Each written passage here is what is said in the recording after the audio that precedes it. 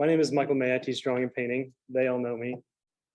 Professor Cow over here is sculpture and ceramics. Professor Bright back here teaches photography.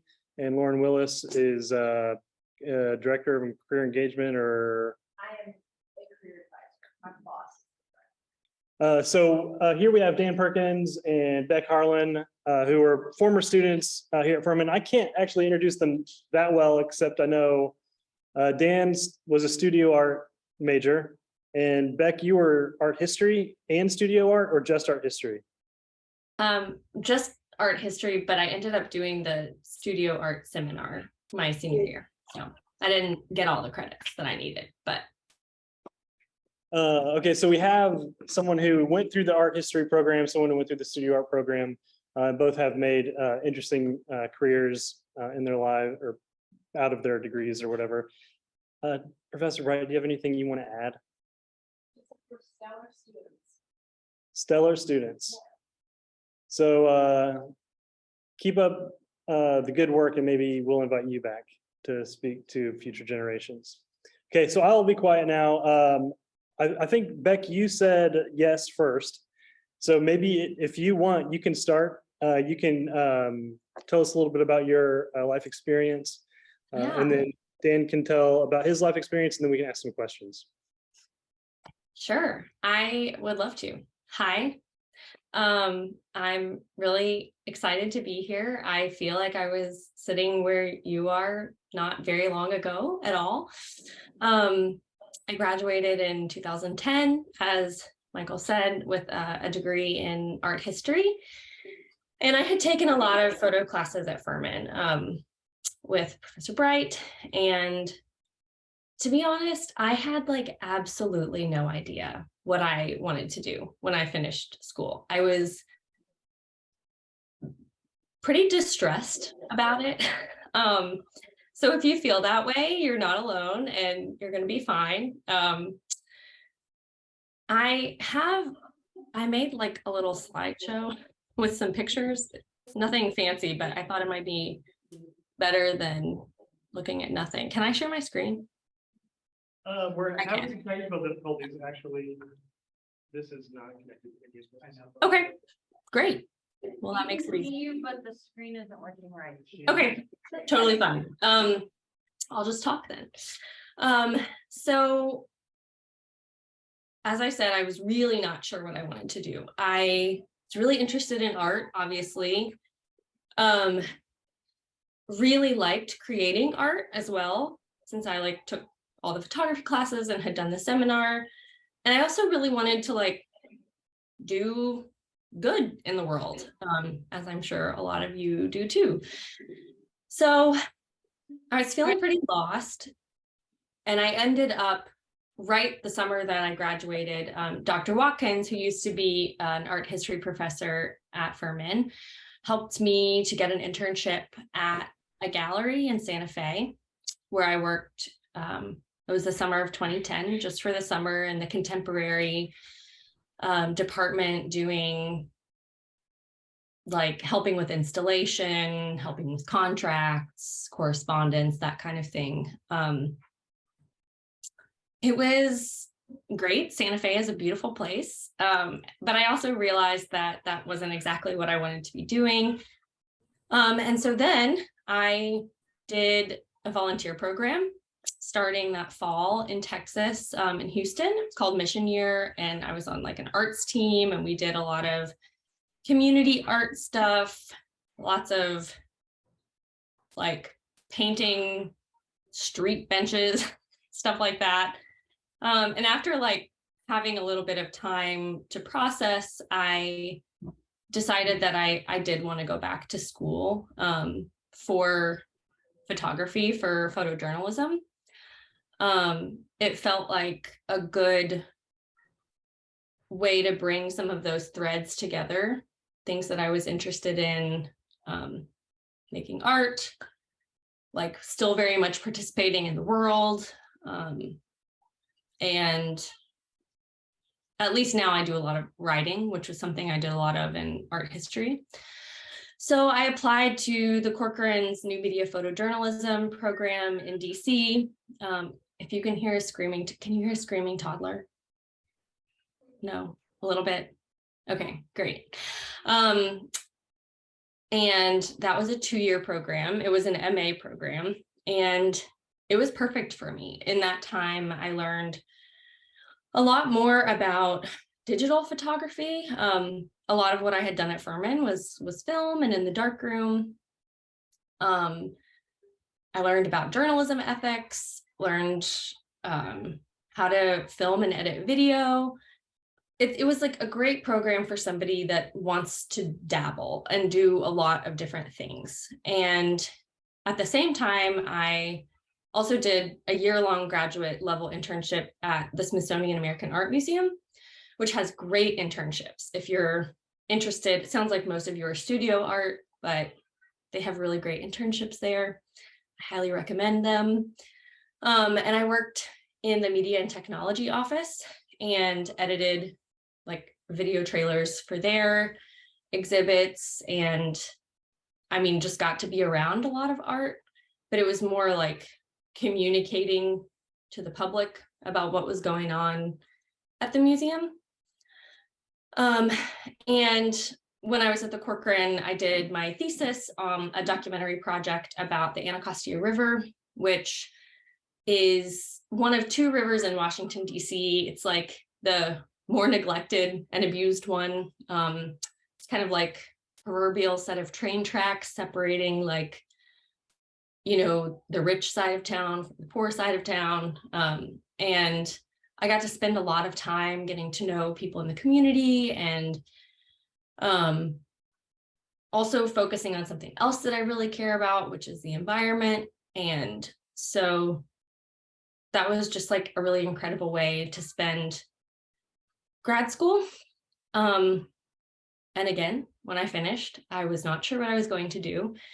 In my grad program, the photojournalist that came and spoke to us like really drilled into our heads, like, you are not going to get a job. You have to freelance. And that was really scary to me. I think it can be a really great path. But I also was maybe looking for a little bit more stability. So after I graduated, I taught darkroom photography for a summer to high school students in upstate New York, and just kind of like marinated in the silence and tried to figure out what was next. And after I moved back to DC, as I was talking to some friends about like, maybe we'll start a photo collective. I got a call from National Public Radio. I had applied for a video internship there 3 times. So if you don't get something you want on the first try, definitely try again. And I was, for the fall of 2013, a video intern on the music team, filming their Tiny Desk concerts, which, if you don't know what it is like a cool series where they bring musicians in, and, you know, they have in-house videographers filming and editing those concerts. And we did, you know, a bunch of other cool music related video content. So I definitely got to sharpen my video skills while I was there, and work in like a news organization, which is something that I was really interested in.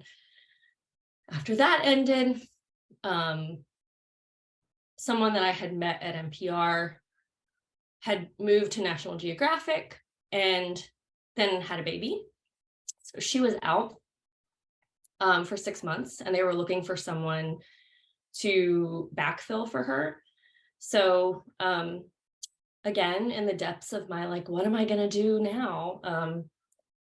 I got an email that asking me to fill in for her at National Geographic as a photo editor. They used to have a photo blog called Proof. It published 5 days a week, and it was a really cool experience. Basically, I got to spend 2 years talking to photographers about their work. We mostly we didn't commission work. We found finished projects that we wanted to highlight. And so we spent a lot of time looking at photography, figuring out what we wanted to highlight. And then, you know, I would do an interview with them. curate the images that we wanted to include in the blog and write about their work. And we also got to work with the National Geographic photographers. You know, they would go out and shoot a story for a magazine and come back, and, you know, maybe 10 pictures go in the magazine, but they would have all these like extra amazing photos and like really cool stories. And so the blog was also kind of a place for them to share like outtakes or behind the scenes or a side story that didn't make it in the magazine. And I mean, I learned a lot about photography while I was there, obviously. It's known for being like a photo focused magazine, but I learned a lot about like how the photo world works, I think, how to pitch, how to communicate with an editor. And so I'm really grateful for that time there. After I had been there for about 2 years, I was just getting a little antsy and feeling like I wanted to make things again. Not that like writing isn't creative or generative, but just like wanted to, you know, push the shutter. So I went back to National Public Radio for a 6-month temp job, working on, this is like gonna make me sound old and irrelevant, but like their Facebook Live team. I don't know if any of you remember Facebook Live videos, but they had gotten some money from Facebook to put together a team for a short time and just like basically test out the platform and create content for that platform. I was not at all interested in making Facebook Live videos, but I was interested in making videos and in working in another news organization. So I definitely saw that as kind of like a way back in. And after those 6 months were over, they extended all of us and we started making things that were a little bit more intentional and like documentary style. Got to do lots of interesting projects, some very short form, like a minute, some much longer form, like 20-minute documentaries that, you know, took a whole team to produce, but things that I'm really, really proud of being a part of. And then after I had been on the video team for about 3 years, I got laid off, which happens a lot in newsrooms, unfortunately. But because it's a union organization, always try to work for a union if you can, my personal opinion. But I was able to get immediately, like with no break, another job at the company as a visuals editor for the, it was in a different department, but it's a podcast. It's called Life Kit, but they also have like a big digital presence. And so that's where I work now. I've been there for 3 years and I do so many different things. On any given day, I like do art direction for them. So I work with tons of cool illustrators, commissioning illustrations. I get to do studio photography for the episodes. And, you know, have even gotten to host some of the podcasts, which has been really fun. And like lots of short form video stuff for TikTok and Instagram. And I think, you know, what I like about it is that it's different every day. And there's a real connection to the people that we are working with. It's like service journalism, which if you don't know what that means, it's like news you can use. So news that supposedly helps people better their lives, personal finance, parenting, health, that kind of thing. So yeah, and, you know, still do photography for myself on the side. And yeah, that's basically where I'm at. Can't hear anything. I don't know how well you can hear what's going on in the room. No, Not at all. I can hear you. Oh, okay. Well, I'm right by the computer. I don't know if that makes any difference. In any event, thank you very much, Beck. Sure.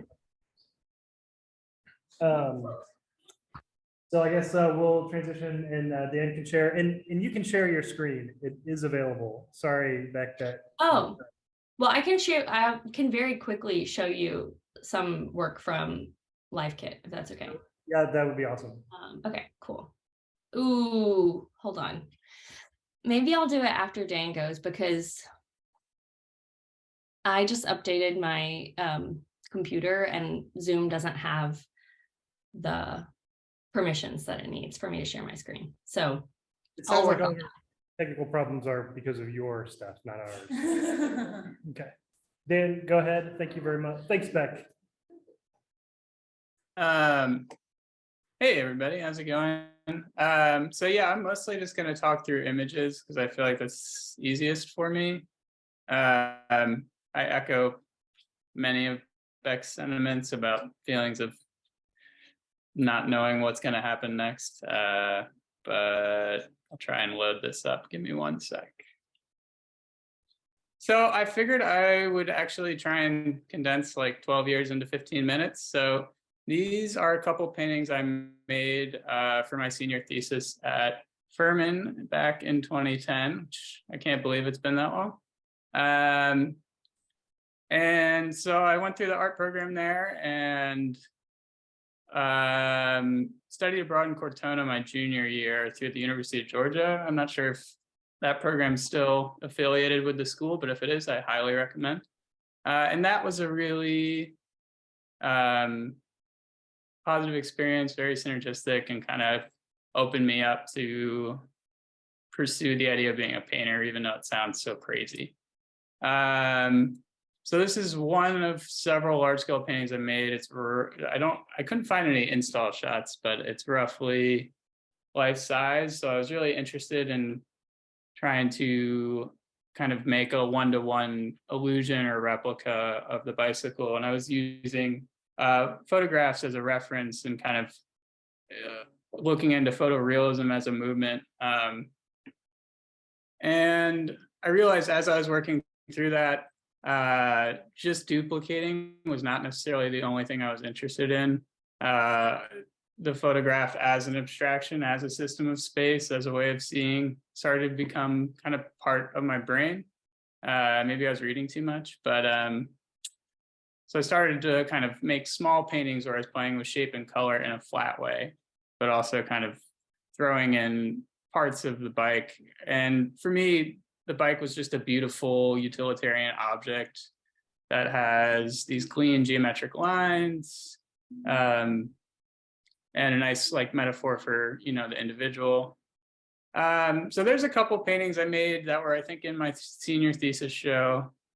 And as I was finishing up, I was also kind of looking for summer opportunities and figuring out what to do next and not really sure. And I applied to a summer kind of program residency called Chautauqua, which is in Western New York. And similar to Cortona, that was a really positive experience. It's a lot of, generally the cohort there, the people who attend tend to be like art school kids who are in between sophomore and junior year, or junior and senior year, or people who have just graduated from BAs, a few MFA people every now and again. And it's like a 6 or 8 week program set on a small lake. It's very idyllic, and it's very high in itself, but maybe not for all bad reasons. And I spent the summer there, and they offer a lot of like, you know, scholarships and like little, like you can be a hall RA and do like work in the mess hall 2 days a week and that kind of thing. So my parents were on board with that, which was nice. So yeah, I spent the summer after graduation there, and that, similar to Cortona, was like a great experience where I felt like I found a cohort of people who felt really engaged by art and serious and wanted to make objects and have that be part of their life. And so following that, I kind of landed in a black hole and promptly moved back in with my parents following graduation, and started making paintings in their attic. And so that was kind of a nebulous time. It was about 1.5 years where I was trying to hold down part-time jobs with mild success in making work that I thought was playing with some of these ideas of the photograph and systems of space and geometry, but kind of like maybe interrogating the role of the photograph in my work as a reference. But I also had a new interest in figuration. Honestly, I think the work was a wee bit overwrought, but I was kind of trying to play with a lot of different things. So I generated about 15 or 20 small paintings and used that as a portfolio to apply to graduate school for MFA programs in painting. And I ended up getting into American University in DC and attending there. I think I started in fall of 2011 or 12. I can't remember. An interesting through line is one of the people who kind of taught at Chautauqua also was a grad prof at American. So you'll find a lot of crossover like that. And a lot of times where people end up has a lot to do with who they meet when. So here's one of the paintings I made for my first year show at American. And again, I kind of was playing around and trying to find subject matter that felt like mine. And I was trying to get away from the photograph. So I'm still using a lot of photo references and using that as a system or a tool to understand space, but really space and the illusion of space and how pictorial space is really keen and specific to the medium of painting was really in the front of my mind. So I'm playing with perspective, playing with image, playing with, the landscape as a way of organizing space. So this is a large painting entitled Collider from the time. And that's a install shot of my first year show at the Museum in American in DC. I also was kind of toying with these ideas of failure of representation or failure of systems to fully articulate ideas or fully reach to that point. And also kind of throwing in a little bit of everything. So that was my first year show. It was a 2-year MFA program. And while I was there, I was also doing TA and was interested in teaching at the time in a big way. And so here's my second year studio. Always trying to keep it the fun zone in the studio. And this idea of modeling or understanding space became really important to me, more so than anything else. So I started building a model to kind of generate a quote unquote like real object, even though it's kind of like this hodgepodge thing. And then making a large painting from the model. Again, I'm starting to reference history of painting and interrogate the photograph further. So here's like a large Hudson River School painting.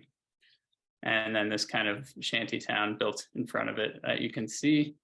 And again, this idea of failure to fully reach or failure to fully get to that moment of transcendence or that moment of sublimity was in my mind. And I think a lot of that was like interrogating my own feelings about those concepts. Maybe a desire to reach towards them, but some kind of pull away or some sort of reluctance. So here are images of my second year show. This would be my thesis show. I made 2 large paintings. These were quite large. There's a wood shop there and all that. But they were a bear. And at the time I was into it, but looking back, I feel like swinging for the fences and maybe missing was an appropriate metaphor. And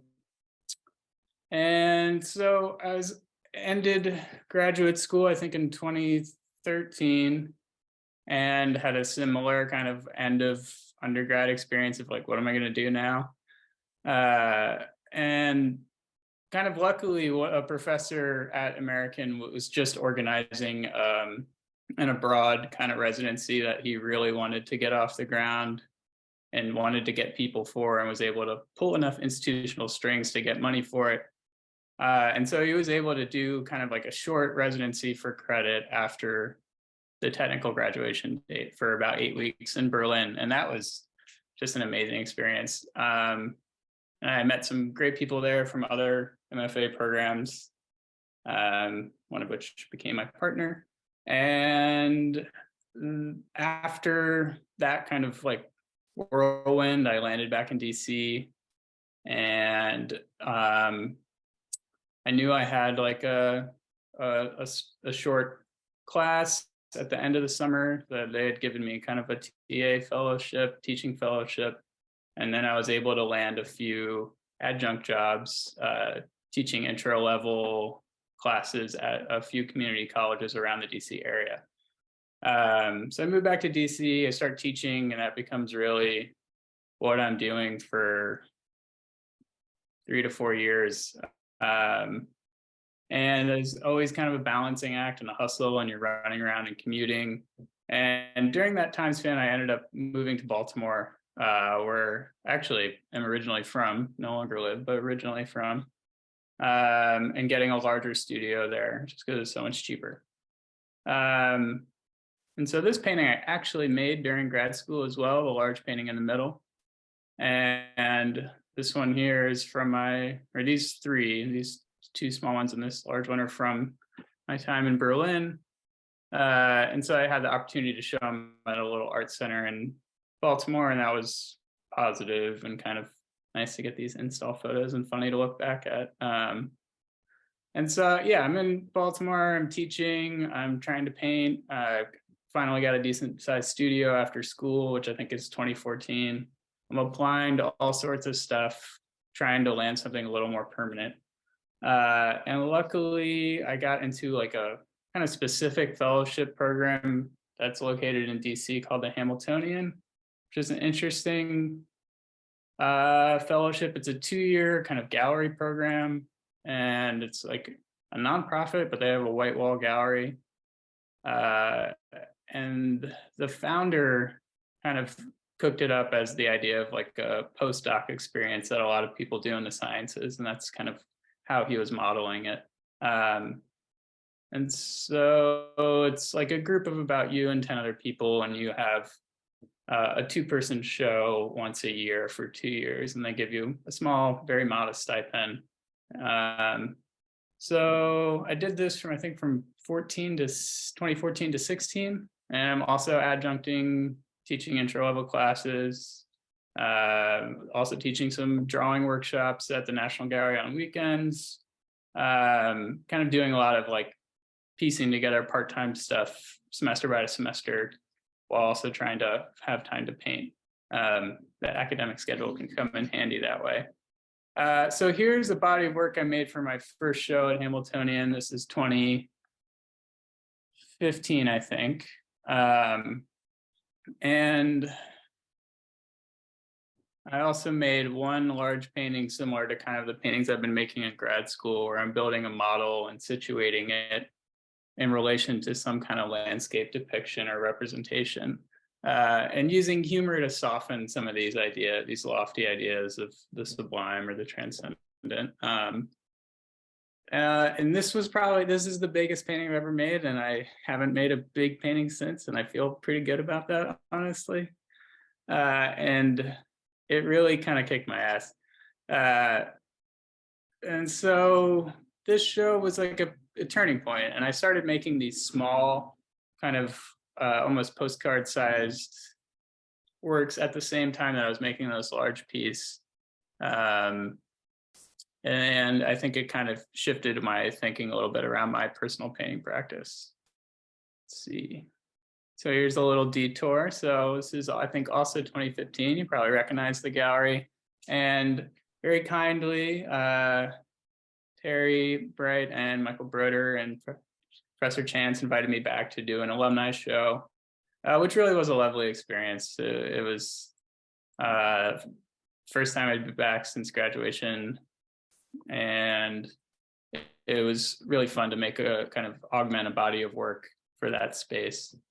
So I made one other large painting based on a model where I'm kind of thinking about this dweller, this person navigating this kind of impossible landscape and thinking about the artifacts they leave behind and how they make sense of their experience there.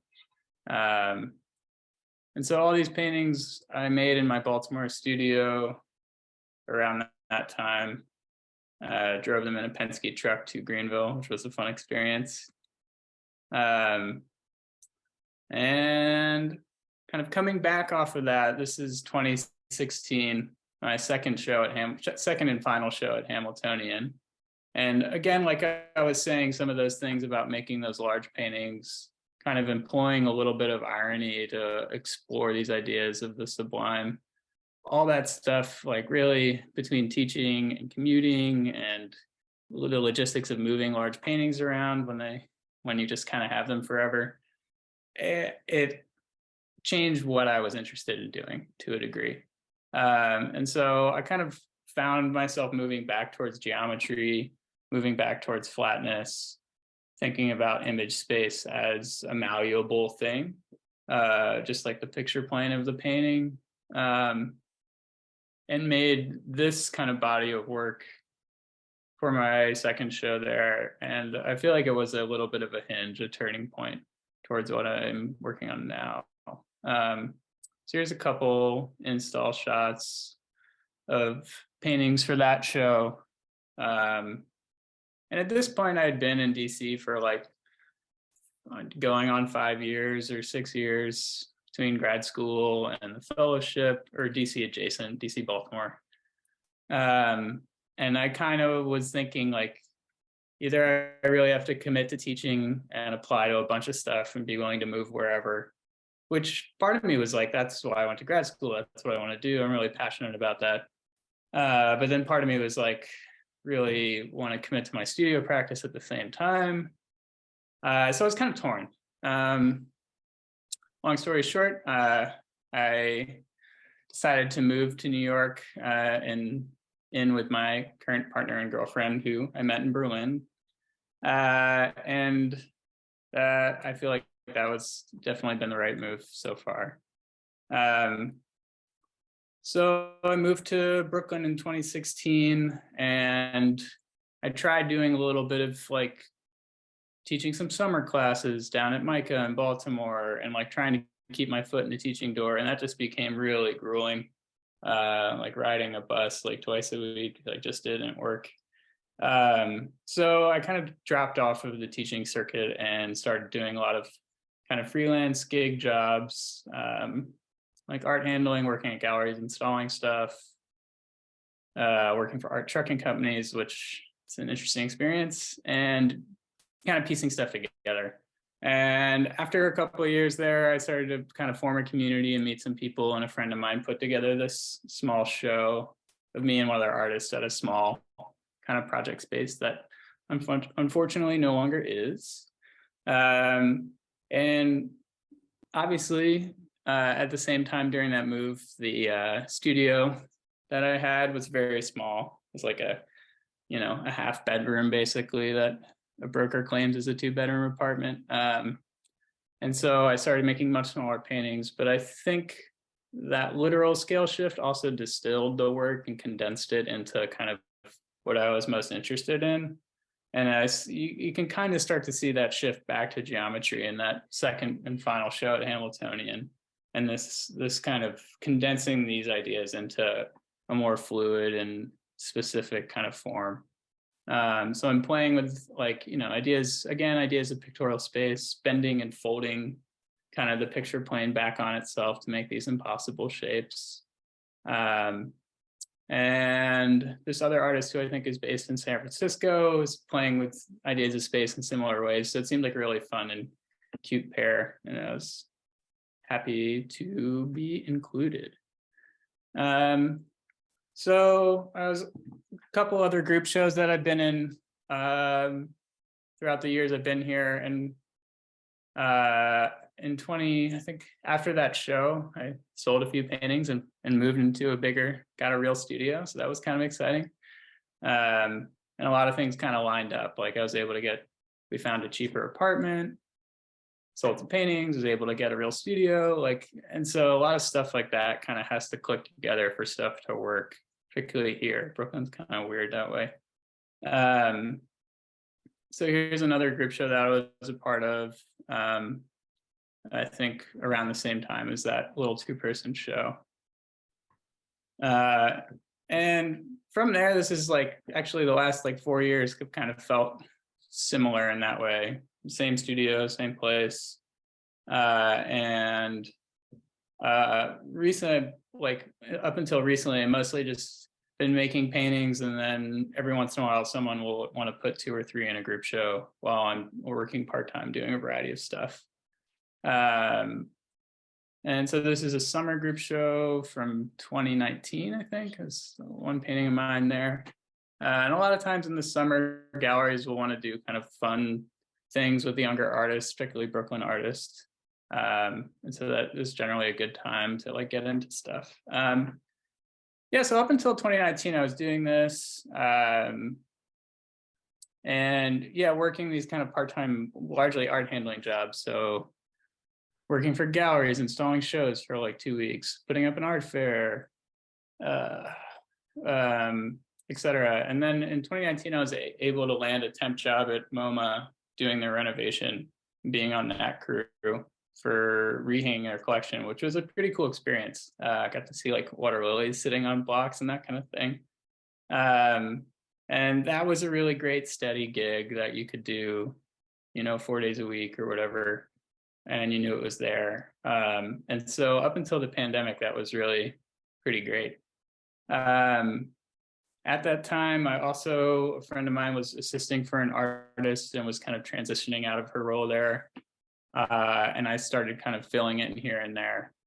And so that's kind of been for the last 2.5, 3 years, my like steady part-time job has been working in an artist studio, assisting them in a variety of ways, like whether it's preparing surfaces or laying out initial color and that kind of thing, or working for a painter, which has been a really positive growing experience. So this is this group show from this summer. This is like a fairly nice gallery, so I was really happy to be included. This is at Speroni Westwater. And I've got like, I think 4 or 5 paintings in this show. One here, and 3 in the hallway. And that was this past June. So that was my most recent show, and I think that more people have been interested in the work since that show in particular, and so that's been really positive. And I'm actually preparing for a small 1-person show in January at a smaller project space called Dan Evans Projects. So that'll be my first like full-on 1-person show in New York. So I'm pretty excited about that. And I guess it's been kind of a long, weird, winding road. That's kind of all I got. That brings me up to present, more or less. Hope that wasn't too egregiously long or anything. That's great. Thank you. Let's see. So we can Beck, do you want to show the stuff you hadn't shown us before? Sure. Okay. Yeah, that was me outside the Gerald Peters Gallery. That was actually in 2018 because I didn't have any pictures from 2010. This is some of the stuff that we did in Houston when I was on the Mission Year Arts team. This was from the Corcoran, where I graduated in 2013, and it's going to, wow, look at all those tabs. I had a really beautiful website from my thesis that I quit paying for. And so now I just have like, I don't know, here's some advice. If you put a lot of time into making something, you should pay the like $10 a year or whatever it is to like just keep it on the internet. But these are photos from my graduate thesis about the Anacostia, and kind of how it pulls people together from all around the city, from different walks of life, for recreation and community and environmental restoration and nature activities. So these were some of the images from that project. I had a video as well that I will not show you. And then this was from the Smithsonian American Art Museum, which if you haven't been there is very lovely. And this is a screenshot from the trailer that I edited for the Namjoon Pipe exhibit that was there when I was interning there. This is a photo from a Tiny Desk concert, which is what I worked on in my internship at NPR. I did get to film Lizzo. If you haven't seen her Tiny Desk concert, it's very good. These are just screenshots from Nat Geo, blogs that I worked on with really amazing photographers, some of the videos that I produced or filmed or edited from NPR. And since I've been at NPR, I've been able to publish some of my own work on their photography blog, which is called The Picture Show, and also do a few photo assignments for them from time to time. You can see 2 photo assignments on the left, and then the piece on the right with the houseboats was a photo essay that I worked on in 2019 that we published on The Picture Show about a houseboat community in Washington, D.C. called Gangplank Marina, where my husband and I lived for a little while. It's a real gem of a place, very like, I don't know, DC's like very buttoned up, but that little houseboat community was like a very salty little enclave that was like a really fun place to live. And then at Life Kit, I get to do a lot of studio photography. I didn't learn about lighting in grad school. And so I took a continuing education class at the Corcoran about lighting that I use all the time now. So if you are interested in photography, a lighting class is really helpful. These are just a few photos from my work for Life Kit, screenshots from my website, skincare, how to train your dog. Like, honestly, it's that job is kind of like being in school because you get the story and you're like, what am I going to do for this? It's pretty fun. Way to be creative. And then these are just screenshots of some of the illustrations that I've commissioned from freelance illustrators for Life Kit. That has been really interesting to learn how to art direct. And that's it. That's all I got. Awesome. I'll stop So, sharing. I can clap. How do I? Oh, there we go. So does anybody have any questions? I prepared some questions in advance if you don't have questions. So, but I would rather get your questions answered.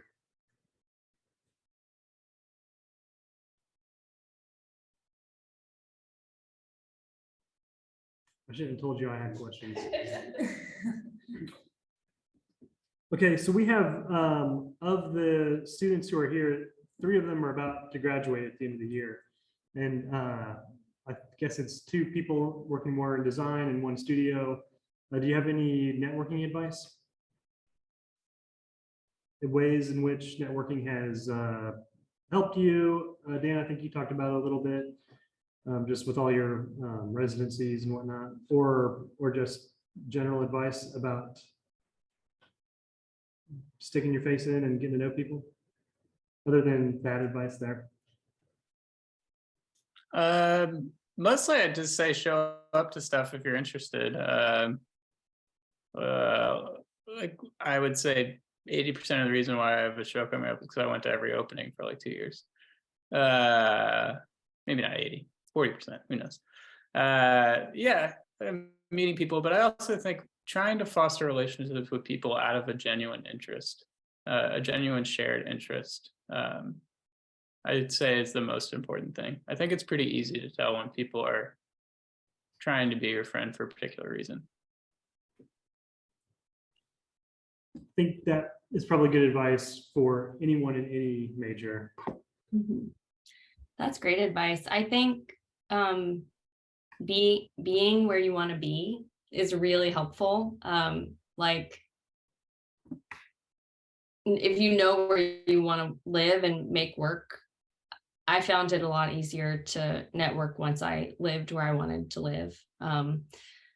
And, you know, I think when you reach out to people, make sure that you're familiar with their work and like have a like tell them what you want from them. If you're like emailing someone, instead of just like can we meet for coffee? Like say why, like, what is it you want them to talk about when you meet? Or I don't know. Not that I get like a ton of cold emails, but sometimes it's nice when you're like, okay, there's a goal to this meeting. And it makes me like more likely to respond. Got it. So reflecting back on the time you were at Furman, and then the career trajectory you've been on, maybe could you articulate a few things from your experience at Furman that helped you on your path, and maybe a few things that you would recommend students, definitely engage with or participate in? Do I need to rephrase that? It was a rambling question. What experiences at Furman helped you get where you are now? And what experiences would you strongly recommend students participate in? I would definitely go to UGA Cortona program if they're still doing it. Highly recommend. Thumbs up. I didn't do the Furman art study abroad, but I did a study abroad through Saatchi, which is also in Italy. And I think that they don't exist anymore. I read that they closed during the pandemic, but studying abroad was also like, I think it was like pivotal for me in deciding that I wanted to make photos. So definitely getting out of the Furman bubble can be helpful, even though it is a really magical place. I love that I asked what the best experiences at Furman were, and you both said. Wait, actually, I have one other thing to say. I think it depends on what direction you're going. But for me, having like a really well-rounded education has been super helpful working in journalism, and also having friends that aren't only in one field. Like just this week, I worked on a story for NPR about parent-child interaction therapy. And I like texted my friend who's a child psychologist from Furman. So I think that it like provides a really unique, because like if you get like too insular in like one field, I think that can sometimes almost doesn't like foster as much creativity. So, like take classes in different things too. That's what I wanted you to say. But lots of art classes. And then also leave the country. And then leave. No, I'm just kidding. Awesome. Does this spark any questions from anyone?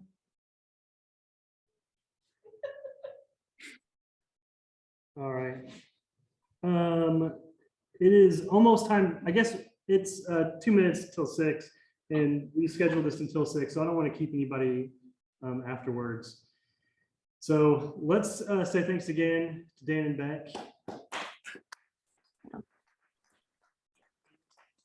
Let's also thank the best 6 students at Furman right now for coming to the panel. And Professor Bright for telling the new faculty member who to contact. And of course, Lauren Wills for helping arrange it. Okay, thank you very much. You're welcome to have more pizza if you want, or you're welcome to drive down here from another part of the country and have some pizza if you'd like to. Just want to say thanks to everybody for the opportunity. It's fun to share, fun to look back, and yeah, thank you. Yeah, this was like really incredible, and time really flies like after you graduate. So it was fun, yeah, to go down memory lane. And if anybody has questions, like feel free to reach out, please. Yeah, we can, if you have questions, you can contact them through me, or you can do whatever Lauren Willis did to find their contact information. Probably can't. That's a staff. Quick Google. Yeah, so we can get you in touch. guys their contact information if they're okay with that. Yeah, It's also easily accessible. I mean, you can find my email address on the internet if you want. They're both famous. Exactly. No, just you know. Okay, so if you do have questions that pop up, by all means, connect with us and we can get you connected with them. We're happy to do that, and apparently they're happy to do that as well. So thank you again for coming. Everybody have a good evening. Bye. Thank you.